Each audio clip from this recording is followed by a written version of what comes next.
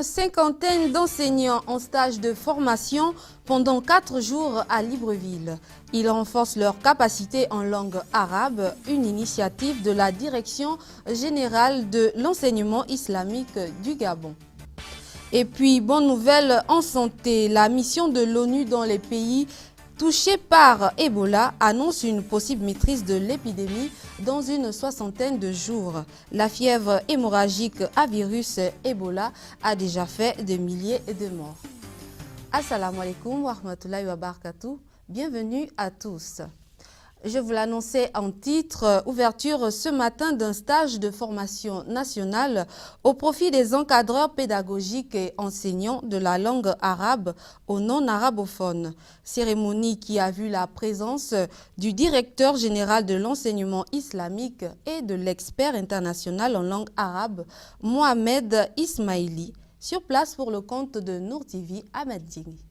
La Direction nationale de l'enseignement privé islamique du Gabon, en collaboration avec l'Organisation islamique pour l'éducation, les sciences et la culture ICESCO et le ministère des Affaires islamiques du Koweït a organisé un stage national au profit des encadreurs pédagogiques et des enseignants de la langue arabe ou non arabophone. Le Conseil supérieur des affaires islamiques du Gabon, dont j'ai l'honneur de représenter le président empêché, vous souhaite la plus cordiale des bienvenues et s'honore de recevoir pour la deuxième fois après 2006 l'Organisation islamique pour l'éducation, les sciences et la culture ICESCO. Je suis convaincue que l'organisation de ce séminaire de formation permettra de renforcer davantage les liens de coopération sur le plan culturel et scientifique entre le Gabon et les autres États membres de l'ICESCO. Sur ce, je déclare ouverts les travaux du séminaire de formation au profit des personnels d'encadrement et des enseignants de langue arabe et souhaite plein succès aux dits travaux. Entre autres sujets évoqués, l'enseignement de la langue arabe au Gabon, réalisations et défis. Un accent a été mis sur la question de la préparation et la mise en exécution d'un programme scolaire complet de l'enseignement de la langue arabe au niveau débutant et secondaire au Gabon. Et je vais, Inch'Allah, donner une formation pour les professeurs de la langue arabe ici au Gabon. On va essayer, Inch'Allah, d'achever beaucoup des axes. Plus précisément 3 axes. Donc l'objectif général, c'est de renforcer leurs capacités pédagogiques et didactiques quant à l'apprentissage et l'enseignement-apprentissage de la langue arabe. Donc vous savez que lors des derniers états généraux de l'éducation et de la formation, les recommandations issues de ces états généraux préconisent l'enseignement de diverses langues, parmi lesquelles la langue arabe. Nous voudrions, avec toujours l'appui de l'ICESCO, reconcevoir des programmes mieux adaptés à nos réalités. Et je profite de justement cette tribune pour exprimer notre gratitude à l'endroit de l'ICESCO pour tout l'apport qui nous est offert, qui nous est accordé à chaque fois que la demande s'est faite. Vivement que cette énième initiative de la Direction nationale de l'enseignement islamique ne soit pas la dernière, au regard de l'intérêt que lui portent les différents participants. Parlons toujours de ce stage de formation à l'endroit des encadreurs pédagogiques. Stage qui a vu la forte participation des enseignants venus des 9 provinces du pays, marquant ainsi leur intérêt pour cette initiative. Parmi les participants à ce stage, Ahmed Ryan Nzengi de notre rédaction. L'intérieur du pays n'est pas resté en marge de ce stage de formation nationale, au regard de la forte présence des enseignants de langue arabe venus des 9 provinces du pays, témoignant ainsi leur souhait de voir la langue arabe appréciée au même titre que d'autres langues, et en ont profité pour faire entendre les manquements dont ils font face au quotidien dans l'exercice de leurs fonctions. J'ai retenu plusieurs choses, à savoir le speech que le représentant provenant de l'étranger nous a édifié concernant ce dont on a besoin pour enseigner la langue arabe et pour essayer de véhiculer ces messages en langue arabe afin que les jeunes Gabonais puissent s'intéresser à cette langue. Et aussi, il a apporté aussi une clarification concernant la langue arabe et le Coran. Parce que du point de vue pédagogique, c'est la carence des manuels en langue arabe, n'est-ce pas? C'est seulement ce problème qu'on a l'habitude d'évoquer à ceux qui sont à nos supérieurs. Il y a une carence de ce côté-là, parce que les élèves ont l'habitude de faire leurs recherches, mais malheureusement dans nos bibliothèques, on n'en trouve aucun livre. C'est l'occasion pour nous de remercier nos autorités, en tête desquelles le président du Conseil supérieur des affaires islamiques du Gabon. Remercier aussi les responsables de la direction des enseignements privés islamiques pour cette initiative, parce que c'est une initiative qui nous permet de bénéficier d'un encadrement. Un encadrement pour nous qui enseignons la langue arabe. Nous sommes confrontés à certaines difficultés et nous espérons qu'autour de ce séminaire, de ce stage de formation, nous allons avoir des éléments, nous allons avoir des orientations qui nous permettront de solutionner les problèmes auxquels nous sommes confrontés. Dans la grande ville de Franceville, je suis le seul enseignant affecté au lycée Jeune Marcel Amogo. Donc nous sommes confrontés à un problème, nous avons besoin d'enseignants. Il y a une forte demande, il y a des élèves qui souhaiteraient faire des études de langue arabe, mais malheureusement, il n'y a pas d'enseignants. Donc la langue arabe est une langue ouverte aux musulmans et aux non-musulmans. Et là encore, ça nous permet de sensibiliser ceux-là parmi les non-musulmans qui sont réfractaires, qui se disent que la langue arabe c'est l'islam. Non, nous disons la langue arabe est une langue comme l'espagnol, comme l'allemand, et on peut apprendre la langue arabe et puis ne pas être musulman.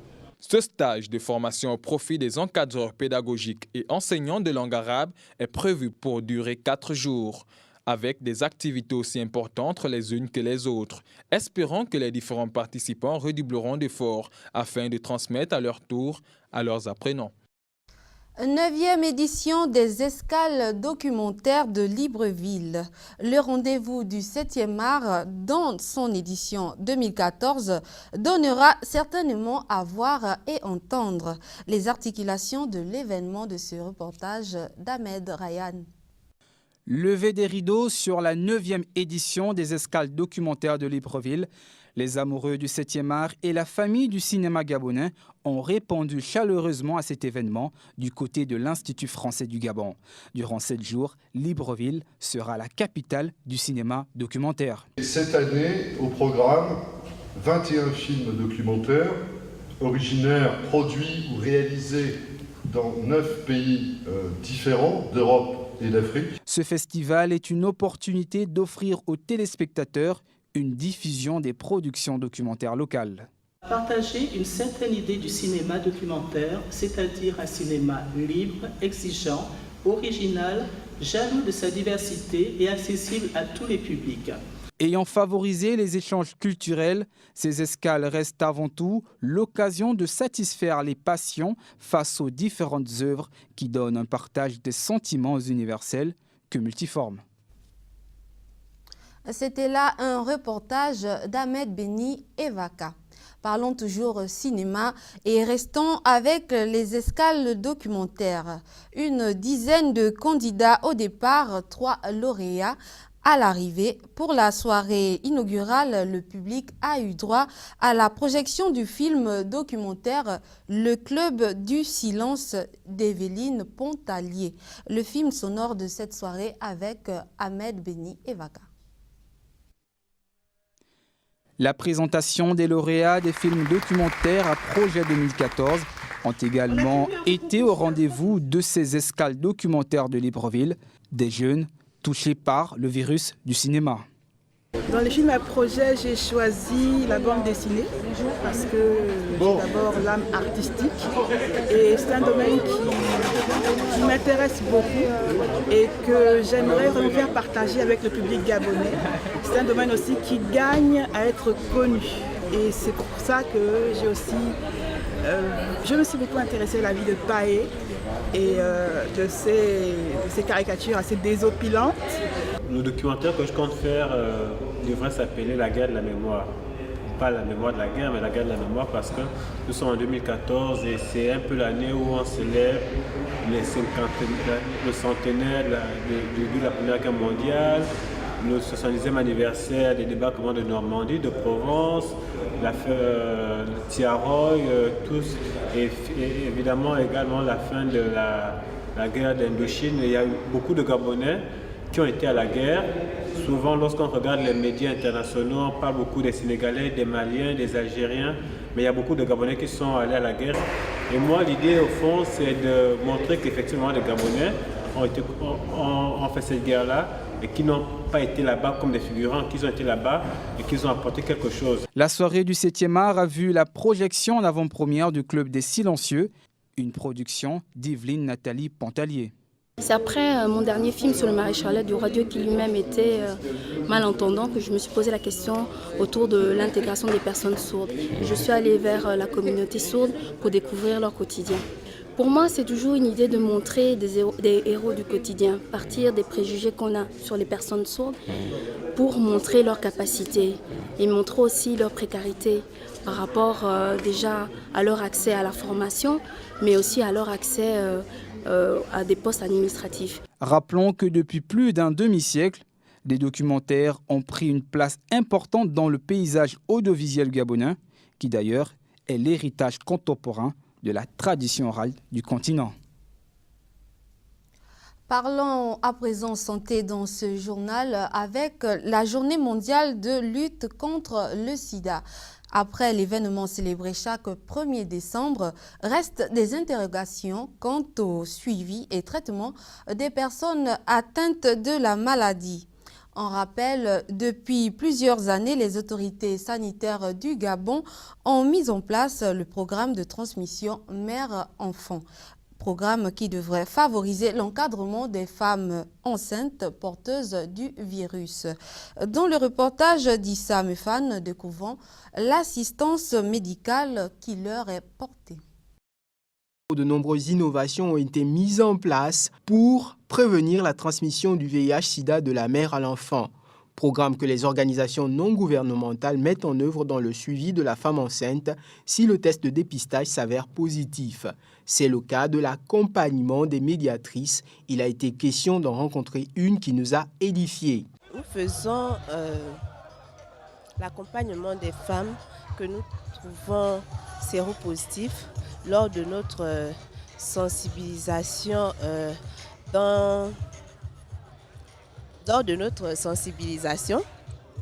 lorsque la femme est déclarée séropositive, nous faisons l'accompagnement vers les CTA et ensuite nous faisons aussi le suivi médical. Nous faisons aussi le suivi après l'accouchement. Lorsque l'enfant est né, nous suivons aussi ces dames-là ainsi que leur bébé et jusqu'à ce que l'enfant ait son premier résultat, donc celui de la PCR. Lorsque la première PCR est faite, s'il est négatif, on continue jusqu'à ce que l'enfant ait 18 mois. Si cette dernière est prise en charge dès le début, alors elle est sûre de mettre son enfant sain. Mais si cette dernière ne suit pas ce que les sages-femmes ou alors le médecin ou alors les médiatrices lui demandent de faire, alors elle est sûre de mettre un enfant séropositif. La situation du VIH-Sida dans notre pays demeure préoccupante. La mise en œuvre des moyens de lutte contre cette pandémie passe par l'action de toutes les forces vives, œuvrant dans la lutte contre la discrimination des personnes vivant avec cette maladie. La préparation du suivi des femmes atteintes passe par un environnement familial accueillant et sensibilisé dans le fait de vivre avec des personnes infectées qui doivent trouver au sein de leurs la quiétude nécessaire.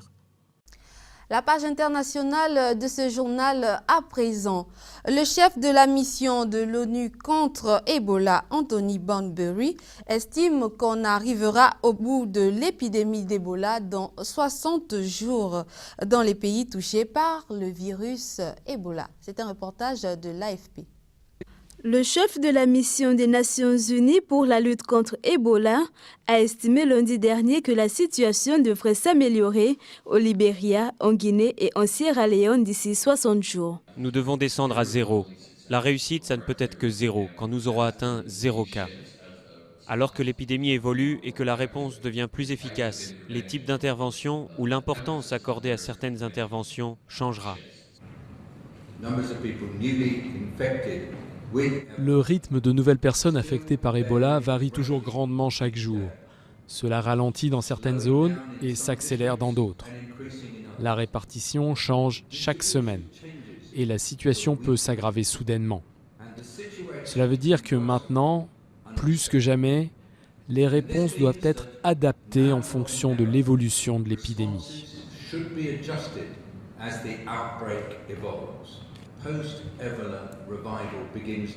La rémission post-Ebola commence maintenant, alors que le taux de transmission diminue. La phase de rémission devient plus importante.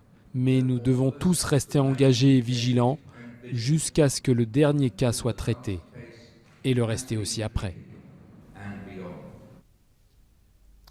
En Sierra Leone, face à l'épidémie d'Ebola, l'Inquisition vise à confiner l'entourage en espérant arrêter le virus. L'équipe de Contact Tracer de la Croix-Rouge rend visite aux familles en quarantaine pour vérifier que personne n'est malade. Reportage de nos confrères de l'AFP. Aja se prépare. Elle vient à la Croix-Rouge de Freetown tous les jours pour retrouver son équipe de Contact Tracer. Elle rend visite aux familles en quarantaine et leur pose une trentaine de questions pour vérifier que tout le monde est en bonne santé. Aujourd'hui, Aja va dans le quartier miséreux de Freetown Mabella. Elle vient voir 2 familles. En tout, 88 personnes sont placées en quarantaine pendant 21 jours, le temps d'incubation de la maladie. 2 enfants de la Kouré ont été emportés par des ambulances depuis respectivement 9 et 6 jours. Aja leur explique les règles de sécurité. Je viens ici pour parler à mes gens, pour faire du contact tracing. Je prends le temps d'expliquer, aucun contact, ne vous touchez pas de contact et prenez de l'eau et du savon pour vous laver les mains tous les jours. Aja connaît bien ces mesures de protection. La jeune veuve de 33 ans a survécu à Ebola. Elle a perdu son mari et 2 de ses enfants. Seul son fils de 4 ans a pu s'en sortir. Elle habite dans ce quartier. Lorsqu'elle arrive face à ses voisins, la tension est palpable. Les personnes ne savent pas où leurs proches sont hospitalisés et ils sont en manque de nourriture. Nous n'avons pas assez de nourriture. Le riz n'est pas bon. L'huile de palme n'est pas bonne. On n'arrive pas à cuire les légumes. Du coup, on ne touche à rien. C'est très difficile pour nous de vivre.